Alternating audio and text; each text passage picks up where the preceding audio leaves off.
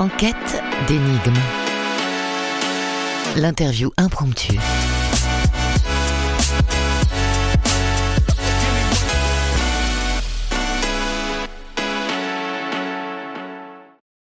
Bonjour Baptiste, bienvenue dans cette interview impromptue. Je ne sais rien de toi, uniquement ta date de naissance et 5 mots que tu m'as donnés pour préparer cette interview.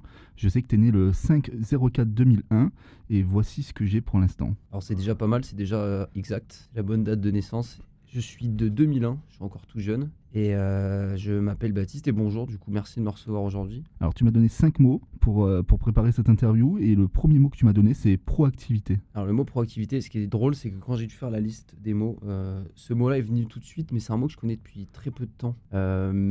C'est un ami à moi qui se reconnaîtra s'il écoute, qui m'a appris parce que c'est un mot qui me définit bien. Proactivité, du coup, c'est quelqu'un, très vulgairement, qui n'attend pas que les choses viennent à lui, mais qui les provoque, entre guillemets. Je trouve que c'est un mot qui me définit bien parce que dans tout ce que j'entreprends constamment, je ne suis pas attentiste. On va dire que je vais pas attendre que la chose vienne à moi, je vais vraiment essayer de la provoquer, limite peut-être de trop de temps en temps, mais je vais de l'avant en fait, j'attends pas que les choses viennent toutes seules, quoi. Alors en deuxième mot, tu m'as donné aigreur. Aigreur parce que ça me suit et que c'est aussi un peu ma marque de fabrique, si je puis me permettre. C'est mon tempérament qui est comme ça, mais je suis quelqu'un de très aigri, comme on dit dans la vie. Des fois, j'ai un peu le caractère d'un cinquantenaire, je pense. J'aime me plaindre, j'aime toujours trouver un petit truc négatif à relever. Mais je le sais et j'en joue parce que j'aime bien être comme ça, j'aime bien être un peu le gars qui se plaint tout le temps, quoi. Ça me fait toujours bien rire et je suis connu pour ça, on va dire. On va dire que c'est la chose qui me définit. Est-ce que ça te porte défaut parfois dans la vie de tous les jours ? Non, pas forcément, ça fait plus rire qu'autre chose parce qu'on sait que c'est quand même, il y a quand même une note de second degré là-dedans. Et à côté de ça, je sais quand même bien prendre du recul sur les choses et pas du genre à me plaindre pour rien. Enfin, dans le sens où je me plains tout en sachant que je sais que j'ai pas à me plaindre et qu'il y a pire. Mais j'aime bien ce côté ça va, non. J'aime bien, je préfère plus ça que dire oui, ça va et toi. C'est plus drôle, voilà, on va dire. Alors en troisième mot, tu m'as donné débrouille. Débrouille, pareil, ça me définit bien parce que j'ai toujours été quelqu'un de débrouillard. Genre, je peux me permettre de dire que j'ai toujours été débrouillard dans le sens où c'est un peu lié au mot proactif aussi, c'est que j'ai jamais attendu que quelqu'un vienne me prendre par la main pour faire les choses. Même si je savais pas les faire, je me suis renseigné, j'ai appris à le faire et on trouve toujours des solutions. J'ai un exemple concret qui me vient en tête. J'ai acheté il n'y a pas longtemps un trépied pour mon téléphone et je me suis trompé en l'achetant et il pouvait se mettre que dans le format paysage alors que je voulais mettre en format portrait. Et du coup, j'ai démonté le trépied, j'ai mis une vis pour mettre un aimant et pouvoir aimanter mon tel dans le bon sens. Alors que j'aurais pu très bien juste dire « Oh zut, je vais en racheter un autre ». J'ai dit non, on va se débrouiller. Voilà, tout le temps dans ma vie, c'est comme ça. Dans tous les domaines, tout le temps, on se débrouille. Il n'y a pas ça, il n'y a pas ci, c'est comme ça, tant pis, on va se débrouiller. On va pas dire « Ah zut, comment on fait pour… » Non, c'est pas comme ça que ça marche pour moi. Alors, en quatrième mot, tu m'as donné curiosité. Curiosité, en fait tous les mots que j'ai donnés sont quand même liés entre eux. Curiosité, j'ai toujours été très curieux. Alors certains trouvent que c'est un défaut, d'autres une qualité, ça dépend des contextes aussi. Mais ouais, j'ai toujours été quelqu'un de curieux, surtout tout le temps, à me renseigner beaucoup trop sur les choses à certains moments. Ou par exemple, si demain je vais apprendre quelque chose, je vais pas juste me dire ok j'ai l'info et c'est tout, je vais dire ouais mais pourquoi c'est comme ça, je vais essayer de savoir. Et je trouve ça bien de dire que chaque fois on se couche le soir un peu moins bête que la veille et que c'est important, je trouve. Et être curieux, ouais, c'est bien. J'incite les gens à être un peu plus curieux sur les choses. Des fois, c'est bien de se renseigner un peu et pas juste dire je prends le truc comme ça et puis je creuse pas plus loin, quoi. Donc t'es un grand curieux. Ouais, grand curieux de naissance, surtout tout le temps. En cinquième mot et dernier mot, tu m'as donné voyage. Voyage, parce que je pense que je suis ce que je suis et toutes les choses dont on a parlé avant, en partie parce que j'ai beaucoup voyagé et j'ai eu cette chance d'avoir des parents qui m'ont emmené en voyage. J'ai fait beaucoup de pays. Je crois que le voyage qui m'a le plus changé, ce sera le Népal, que j'ai fait quand j'avais 15 ans. Et le Népal, c'est un pays très dur, mais très formateur, si je puis dire. J'y suis parti 3 semaines, 1 mois. Et quand je suis revenu, j'ai une vision des choses qui change, parce que c'est des gens, ils ont 2 heures d'électricité dans la journée, ils sont heureux comme tout, de sourire aux lèvres, et puis nous, des fois, on se plaint pour rien. Et j'ai eu cette chance de faire pas mal de pays. J'ai fait Afrique du Sud, une bonne grosse partie du Maghreb, j'ai fait beaucoup de pays, quoi. Si on devait faire un résumé de ces 5 mots, qu'est-ce qu'il en sortirait? Il en sortirait il faut voyager déjà, justement pour peut-être être plus curieux, plus débrouillard, plus être ouvert aux choses et pas juste vivre sa vie et attendre le lendemain. Et que ouais, je pense que ça me définit pas mal. Niveau débrouille, curiosité, c'est un peu tout tourne un peu autour du même axe, mais ouais, ça me définit bien. Voilà. Alors, on peut te retrouver sur les réseaux, en particulier sur TikTok. Quelle relation tu as avec ce réseau? TikTok, j'ai le compte TikTok que j'ai actuellement, ça doit être mon 4e, je crois, parce que j'ai toujours été en quête de tester des choses, toujours dans la lignée de la curiosité, etc. Et j'ai eu d'autres comptes avant celui que j'ai là, où je faisais des choses différentes, où je parlais de sujets différents. Et voilà, là, je me suis relancé parce que c'est quelque chose qui me manquait. Je trouve qu'il y a une certaine liberté de création que j'aime beaucoup. On peut parler de tout, on peut se retrouver à des endroits qu'on pensait même pas, comme par exemple aujourd'hui. Et voilà, c'est la force des réseaux aussi. Et moi, j'aime beaucoup justement ce truc de on va tester des choses, mais ensemble, quoi. Aujourd'hui, j'ai envie je vais dire une bêtise, je sais pas. Aujourd'hui, j'ai envie d'aller chercher un colis Vinted parce que je m'y intéresse. Vous avez des conseils, venez, on le fait ensemble. Et surtout, tout le temps comme ça. Donc Voilà. tu parles de tout et de rien finalement. De tout et de rien. Disons que ma direction artistique, si on peut appeler ça comme ça, ce serait plutôt de me suivre pour ce que je suis et pas forcément ce que je fais. Au sens où je voulais cette liberté de me dire les gens qui me suivent, ils me suivent parce que c'est moi. Et quoi que je fasse, ils vont me suivre dans le délire et pas juste parce que si je fais que de la cuisine, je sais que moi ça va me saouler. Parce que j'aime faire plein de et je joue pas de rôle, je suis comme ça dans la vie, je fais tout le temps, plein de trucs. Je teste, j'ai des réflexions, j'ai de tout, quoi. Voilà. Donc TikTok et aussi du coup plusieurs réseaux, j'ai pas que TikTok, mais TikTok en premier lieu. J'ai commencé sur TikTok et maintenant je suis aussi sur Instagram, mais voilà, c'est un milieu qui m'intéresse beaucoup. Alors t'es tout le temps inspiré pour tes vidéos. Ouais, des fois je sais pas comment je fais. J'ai une méthode si je puis me permettre de parler de milieu. Dans le milieu, je suis personne, mais je connais des gens avec qui certains on s'est même liés d'amitié. Et c'est marrant de comparer les différences d'inspiration des gens.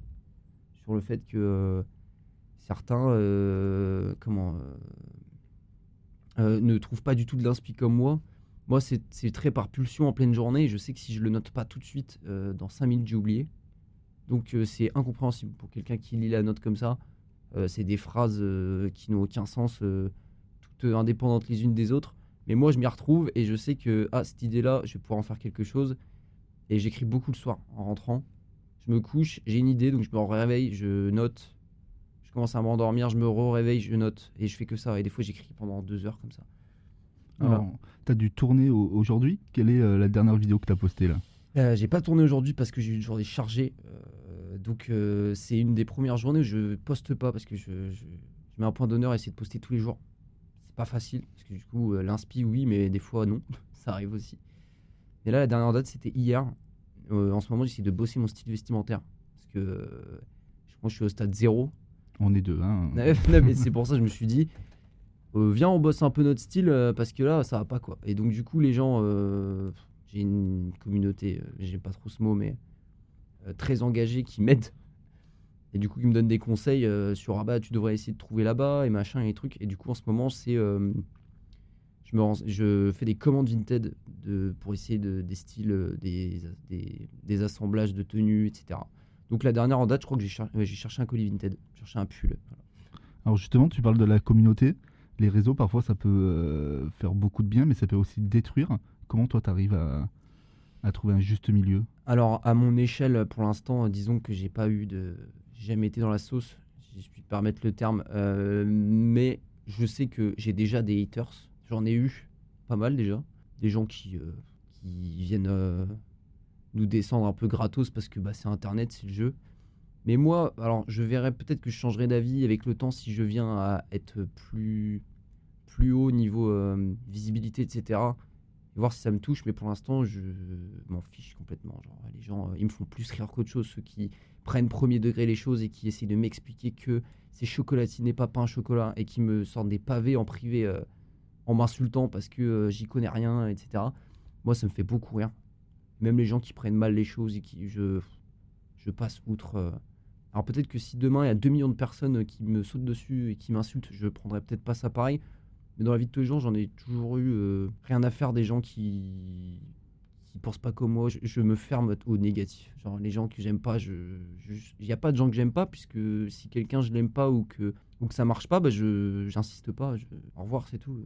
Vis ta vie, je vis la mienne, au revoir. C'est comme ça que ça marche. Donc pour les réseaux, c'est pareil. Alors, est-ce que tu as passé la phase où on te reconnaît dans la rue? Ouais, très bizarre. J'étais avec on peut dire un ami des réseaux maintenant où on a passé cette barrière de juste les messages, etc. Maintenant, on est potes dans la vie et on en parlait parce que lui est plus haut que moi. Et lui, maintenant, carrément, il y a des gens qui le prennent en photo. Et le soir même, il rentre chez lui, il reçoit un mec qui dit « Je t'ai vu ». Et ça, c'est très perturbant. Moi, j'en suis pas à ce stade, mais j'ai déjà, oui, si on devait faire une moyenne, c'est peut-être une fois tous les 2 jours, on me reconnaît quand même. C'est très perturbant parce que les gens, ils viennent te voir « Ah, j'adore ce que tu fais » et tout. Et moi, je suis en mode « Je suis juste un mec lambda ». Comme les messages Insta, il y a des gens, moi, je mets un point d'honneur à essayer de répondre à tout le monde. Pour l'instant, j'ai la possibilité et encore, ça prend déjà énormément de temps. Et quand on m'envoie des messages, des fois, je réponds et les gens font « Oh, je m'attendais pas à ce que tu répondes ». Personne, je suis un mec lambda, je vais pas te ghoster, je suis pas une star, je suis personne. Donc, oui, je te réponds. Et oui, les gens dans la rue sont très, très bienveillants pour l'instant. J'ai pas eu de gens relous.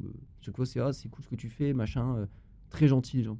Pour l'instant. Alors tu le dis, t'es un mec lambda, tu fais quoi dans la vie, Baptiste? À côté de ça, je suis dans la restauration depuis maintenant 5 ans. Je suis gérant adjoint d'un bar sur Reims. Et du coup, à côté, je suis un petit peu sur les réseaux. Donc peut-être qu'avec le temps, ce sera mon activité principale. Disons que pour l'instant, c'est pas le cas, mais ça pourrait potentiellement devenir rapidement.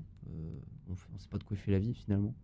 Mais oui, à côté de ça, je suis dans la restauration. Alors je t'ai demandé ta musique du moment. Tu m'as dit chicha nautique. Alors chicha ski nautique. Je l'ai mal prononcé.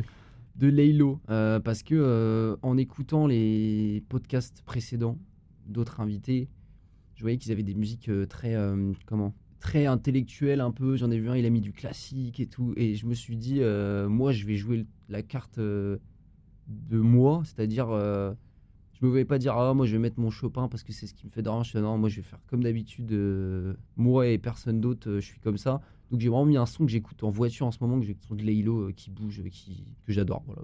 Donc c'est ton titre du moment. C'est mon titre du moment, voilà. J'ai dit, j'avais pas vraiment d'idée d'un titre en particulier. J'ai dit, celui-ci, c'est celui que je kiffe en ce moment, donc ça restera dans la vibes du moment, donc ce sera celui-là. Voilà. Alors, ce que je te propose, c'est qu'on se quitte avec ce titre.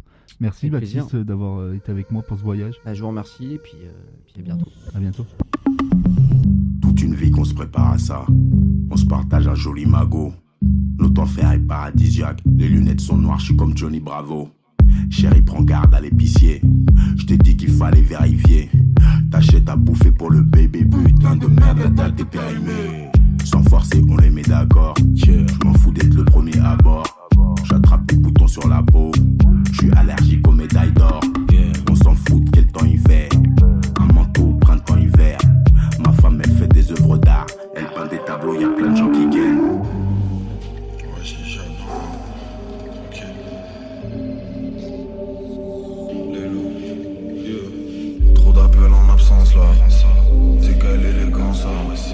Tu sais que j'ai le potentiel, t'aimes ça. Dégage de là si tu danses mal, lâche ça. Oh baby, je suis sorti faire